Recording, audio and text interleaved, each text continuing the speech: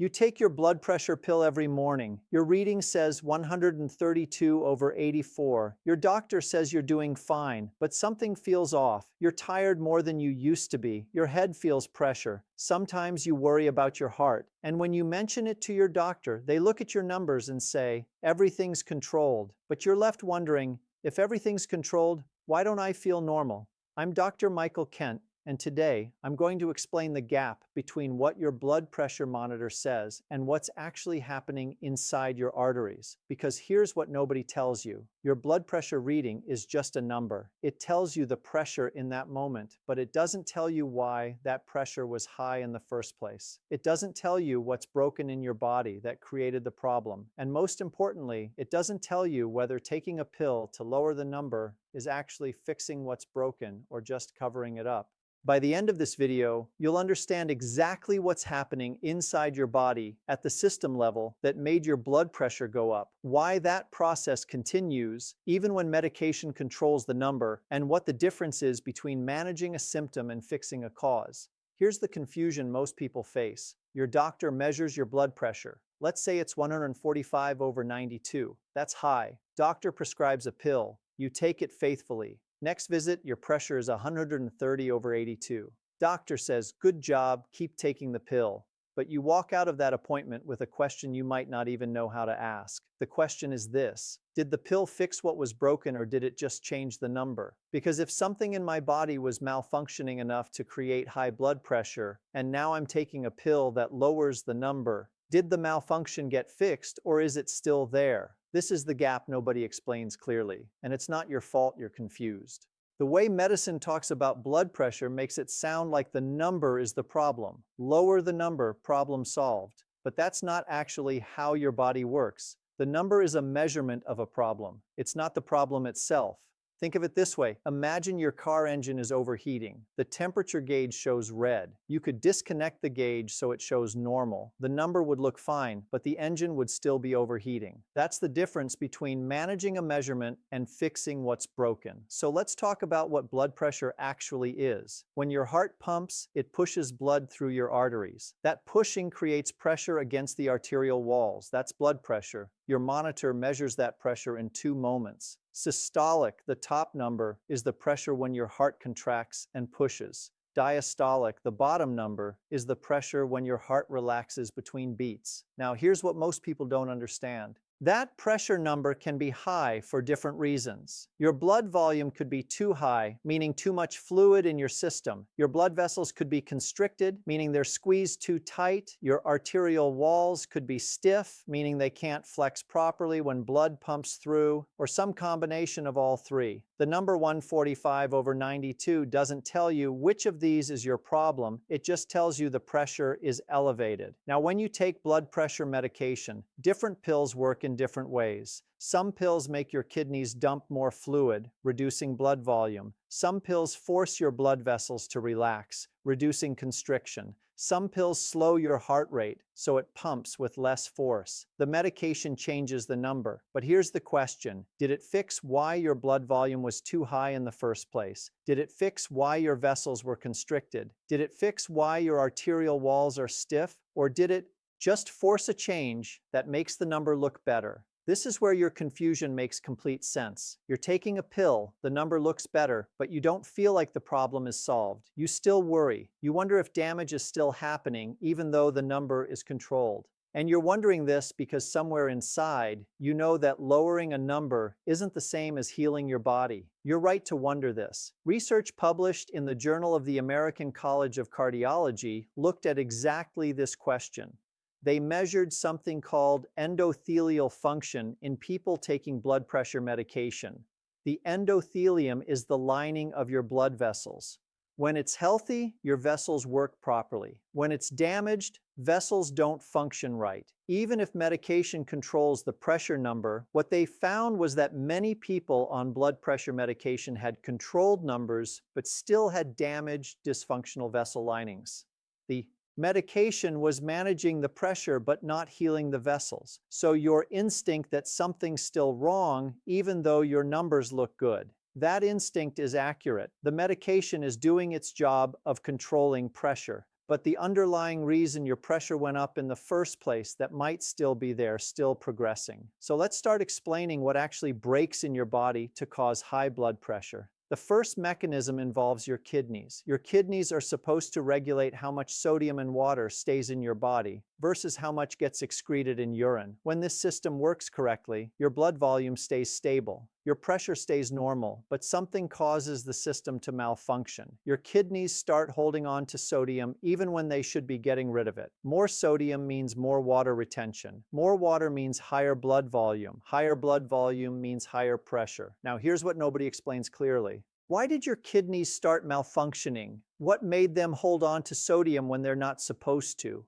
The answer involves another mineral most people never think about: potassium. Your kidneys don't just respond to sodium, they respond to the balance between sodium and potassium. When you consume adequate potassium, your kidneys have the signal they need to excrete excess sodium. When potassium intake is chronically low, your kidneys lose that signal. They start holding on to sodium by default. Additionally, low potassium activates a hormonal system in your body called the renin-angiotensin-aldosterone system. This system, when activated, tells your kidneys to retain sodium and excrete potassium. It's a vicious cycle. Low potassium activates a system that makes you retain sodium and lose more potassium. Your kidneys get locked into a sodium retention state. Blood volume increases, pressure goes up. Now here's the practical problem. Studies show that the average American consumes around 2,600 milliliters of potassium daily, but research suggests that optimal kidney function requires approximately 4,700 milliliters daily. That's a gap of over 2,000 milligrams. This means millions of people's kidneys are operating in a chronic low potassium state,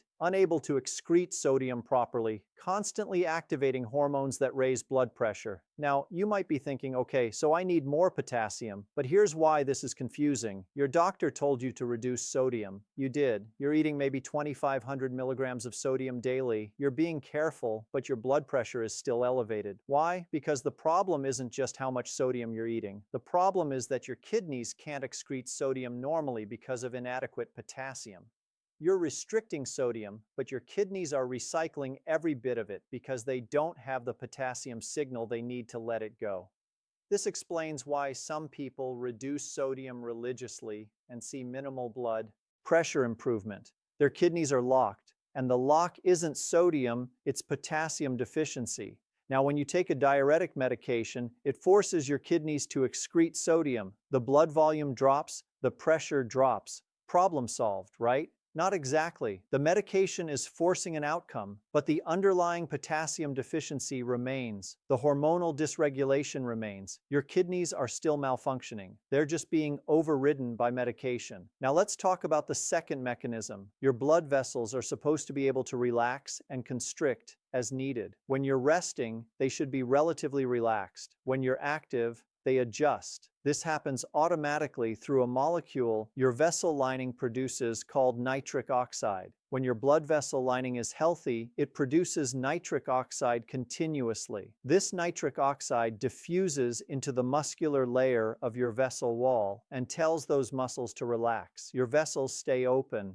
Blood flows easily, pressure stays normal, but something damages the cells that produce nitric oxide. The lining of your vessels, called the endothelium, becomes dysfunctional. It stops producing adequate nitric oxide. Without nitric oxide, your vessel muscles can't relax properly. They stay constricted. Blood flow faces more resistance. Pressure increases. Now, here's what makes this confusing. When you're on medication, let's say you're taking a calcium channel blocker. This medication prevents calcium from entering your vessel muscle cells. Without calcium, the muscles can't contract as strongly. They're forced to relax, your vessels dilate, pressure drops, your blood pressure reading looks good. But the underlying problem, the damaged endothelium that can't produce nitric oxide, that's still there. The medication is working around the problem. It's forcing your vessels to relax through a different mechanism, but your vessels still can't relax naturally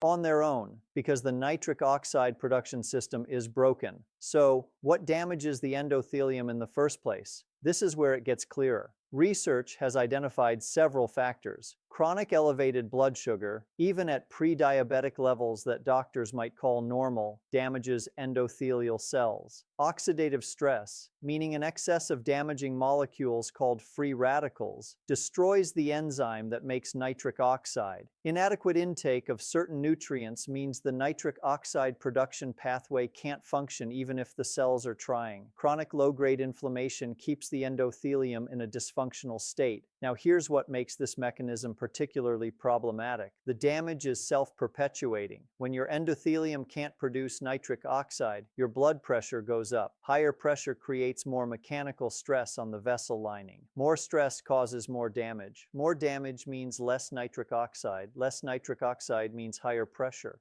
The cycle keeps reinforcing itself. Additionally, a damaged endothelium becomes leaky. It allows things into the vessel wall that shouldn't be there. LDL cholesterol particles, inflammatory cells. This is how the process of plaque formation begins. So endothelial dysfunction isn't just about blood pressure. It's the beginning of the arterial disease process that leads to heart attacks and strokes later. Now let's talk about the third mechanism. And this one will probably surprise you because almost no doctor checks for it. Your blood vessel muscles, the smooth muscle cells in the arterial walls, they contract and relax in response to calcium. When calcium enters these cells, they contract. Your vessels constrict. Pressure goes up. Your body has a natural regulator that controls how much calcium enters these cells. That regulator is magnesium. When magnesium levels are adequate, it competes with calcium for the same channels and binding sites in muscle cells. It acts like a natural brake. It prevents excessive calcium entry. Your vessel muscles can't contract as forcefully. They stay relatively relaxed. But here's the problem almost nobody knows about. Studies estimate that nearly half of Americans don't consume adequate magnesium. The typical American diet provides maybe 250 to 300 milligrams daily.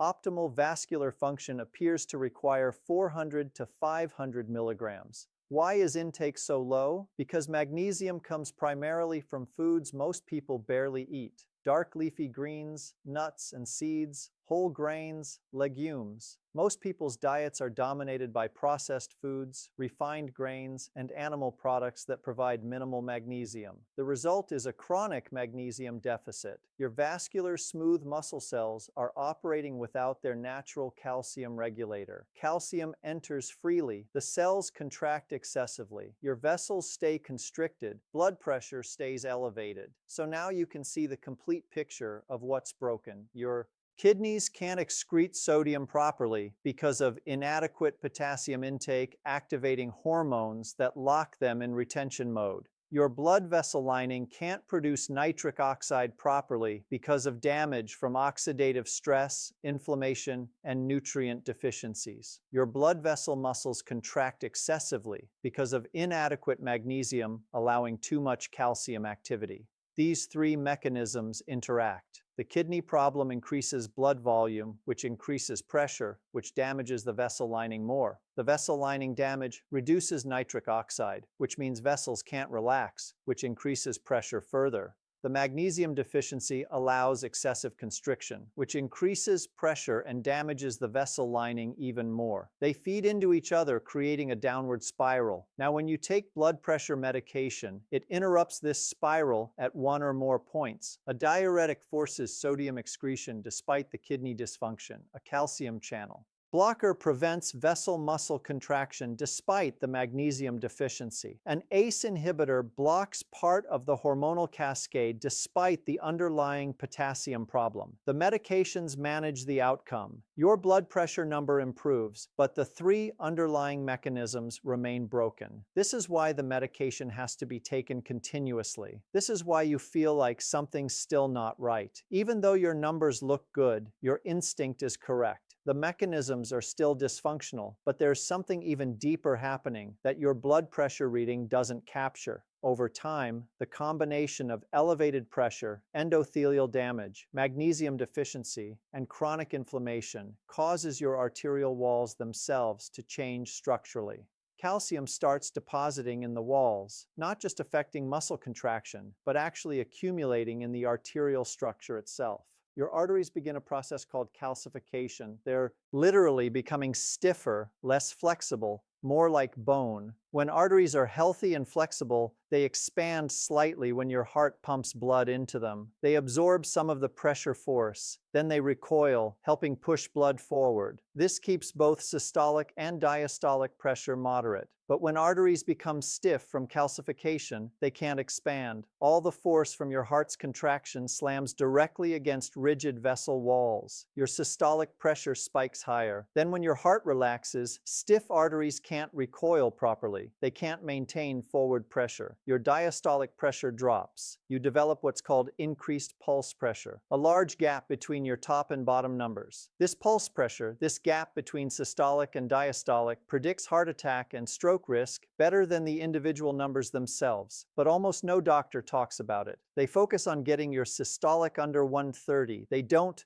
discuss whether your arteries are becoming progressively stiffer while the numbers look controlled. Here's what makes arterial stiffness particularly problematic. There's no medication that reverses it. Think about the medications we discussed. Diuretics reduce blood volume. Calcium channel blockers prevent vessel muscle contraction. ACE inhibitors block hormonal signals. Beta blockers slow heart rate. None of these medications remove calcium deposits from arterial walls. None of them restore flexibility to stiffened arteries. They manage pressure despite the stiffness. They work around it, but the stiffness itself progresses. There's actually a test that can measure arterial stiffness directly. It's called pulse wave velocity. It measures how fast a pressure wave travels through your arteries. In flexible arteries, the wave travels slowly. In stiff arteries, it travels fast. The faster the wave, the stiffer your arteries, the higher your risk. This test exists. It's non-invasive. It takes 10 minutes, but almost no doctor orders it. Why? Because if they measure it and find it's elevated, they don't have a medication to prescribe for it. So they don't measure it. They focus on what they can treat with pills, the pressure number, not the vessel quality. This means you could have blood pressure of 128/82 on medication numbers that look perfect while your arteries are progressively stiffening. Your pulse wave velocity is increasing, your actual cardiovascular risk is climbing, and nobody's measuring or addressing it. So now you understand why you're confused. You're taking medication. Your numbers look good, but you don't feel like the problem is truly solved. And you're right. The medication is managing a measurement while 3 biological mechanisms remain broken. Your kidneys still can't regulate sodium 5.